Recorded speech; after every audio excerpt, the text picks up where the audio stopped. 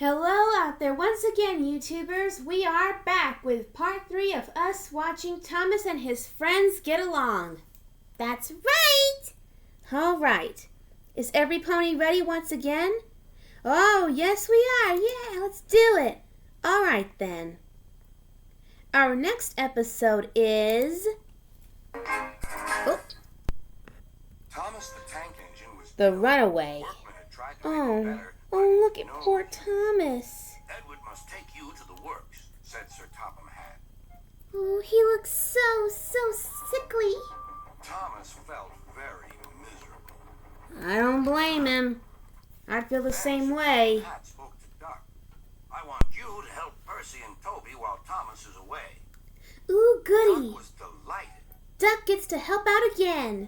He already knew Percy and soon made friends with Toby and Bertie. Terry Great! the tractor gave him a big welcome too. I don't recall ever seeing this one. Unless I'm forgetting Take care something. of Thomas's coaches, he advised. He's sure to miss them while he's away. Of course. Duck was very gentle with the coaches. Annie and Clarabelle were impressed.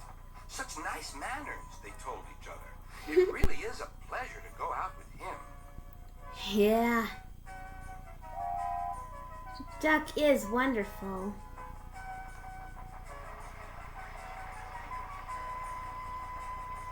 The classic and iconic watermill. When Thomas came back, Annie and Clarabelle told him how well Duck had managed. Thomas was so pleased to be home that he soon forgot to be jealous. Oh, good. Friends shouldn't be jealous of each other. The works had left Thomas's handbrake very stiff. Hmm? It made his brakes seem as if they were on, when in fact they were not. Uh-oh. Yikes! He overran the platform. Oops. As a result, he and his coaches often overran the platform. Yeesh. Thomas found this most embarrassing.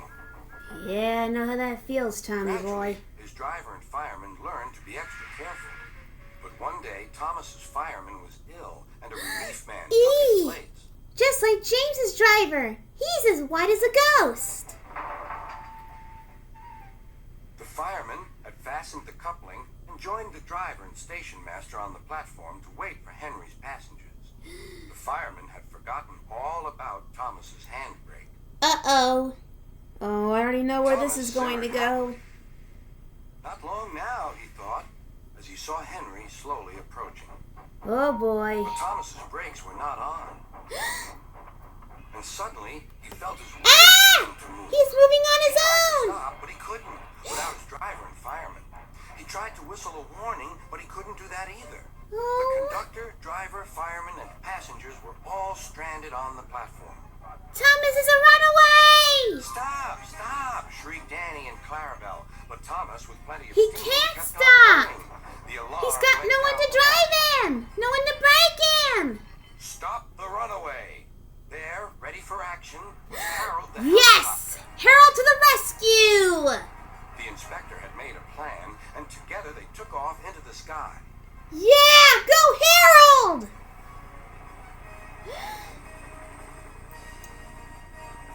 Hurry, Harold.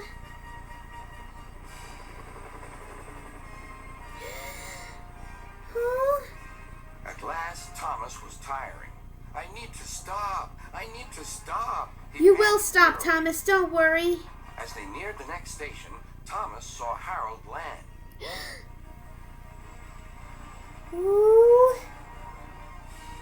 They entered the platform slowly enough for the inspector to act. Yes, hurry. Judging his moment, the inspector scrambled into the cab and Yes! screwed the brakes on. Great! Hooray for the inspector and Harold! At last, Thomas stopped. Both he and the inspector were very relieved. Then they thanked Harold. Thank goodness. Think nothing of it. Glad to be of service. Any time.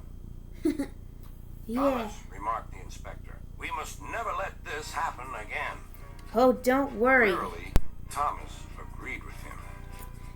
Well, it's back to the works with you. Wow. Believe it or not, we're actually halfway through the the video now. We are? Yes, we are, Pinky. Wow!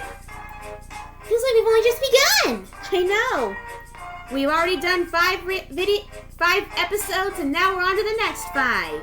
Oh, goody! And our next episode is... Better late than never. A phrase a lot of us like to use. Viaduct on the main line. The arches needed strengthening. Sir Topham Hatt did not want to close the railway while the work was done, and so repairs took a long time. Well, that was kind of silly because...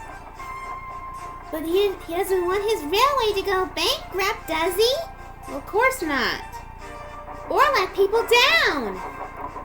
Again, point taken. Yeah, you gotta use your head, Scarlet. Care when crossing the viaduct, and the delay often made them late on their journey to the junction, where they knew Thomas would be ready to collect his passengers. Oh boy.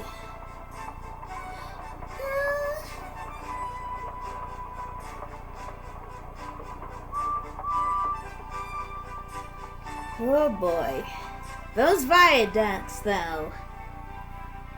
Is that the same one that was in Thomas and the Magic Railroad? And crosser. Time's time, he grumbled.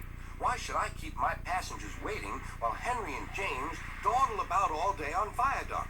It's not their fault, Thomas. Don't Sheesh. blame me, snorted Henry. If we hurried across the viaduct, it might collapse, and then you'd have no passengers at all. Yeah. What would you do then?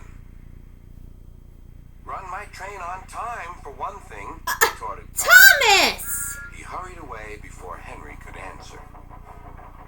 Man, Thomas is being a meanie steamy in this one. It was time to arrive. I have to agree, just after Pinky. Thomas. His passengers found that instead of going straight from the bus to their train, they were kept waiting till Thomas arrived. Soon Bertie grew cross with Thomas. Well, it's not his fault Again, either. he remarked, as Thomas panted wearily in. Oh, wow.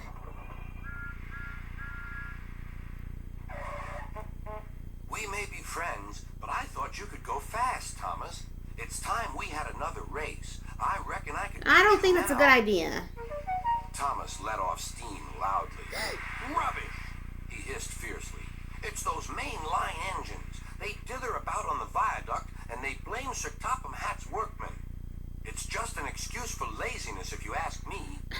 Thomas, I am most surprised at you. Yeah, Thomas is a real jerk in this episode. James was later than ever at the junction. Oh. I'm sorry, Thomas, he puffed. I was held up at the station, and the viaduct made it worse. It's lucky for you I'm a guaranteed connection, grumbled Thomas. Before James Thomas, could you are answer, being he absolutely walked away. just... I can't even describe a Come word for on, it. he panted to the coaches. Annie and Clarabelle did their best, but Thomas soon found that he couldn't save much time.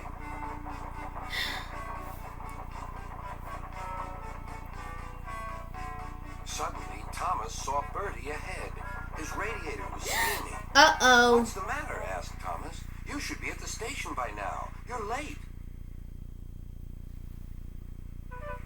I feel dreadful, moaned Bertie. Why? All upset inside. The driver says he can't make me better. Oh, he broke Thank down. goodness you're late, too. Can you take my passengers, please? They'll never get home otherwise. Of Oh, course, agreed Thomas. so maybe being late turned out to be a good thing in Promised this to get case. help at the next station. Thomas set off again. Already he felt much more cheerful, and Bertie's passengers, traveling in Annie and Clarabelle, all reached home safely. Well, that's all that matters. When Bertie was better, he came to thank Thomas. I'm sorry I teased you about being late. That's all right, replied Thomas. I'm glad I could help. There are times when being late isn't such a bad thing after all. Exactly. With a last cheerful greeting, the two friends went back to work. Well, I'm glad they didn't stop being friends. Me too, Pinky. Although I do have to admit, Thomas's behavior is a bit deplorable in this episode. Yeah, I have to agree. Because all he cared about was being on time rather than his passenger's safety. That's not like Tommy Boy at all to think about that. I know. Maybe he'll be better in the next one. Maybe so. Speaking of which, I think it's time we take another break. Good idea, yeah. Drink some good old-fashioned apple cider that me and my family made. Ooh, great idea, AJ! Yeah! Well, folks, we'll be right back with part 4. Be on the lookout for that.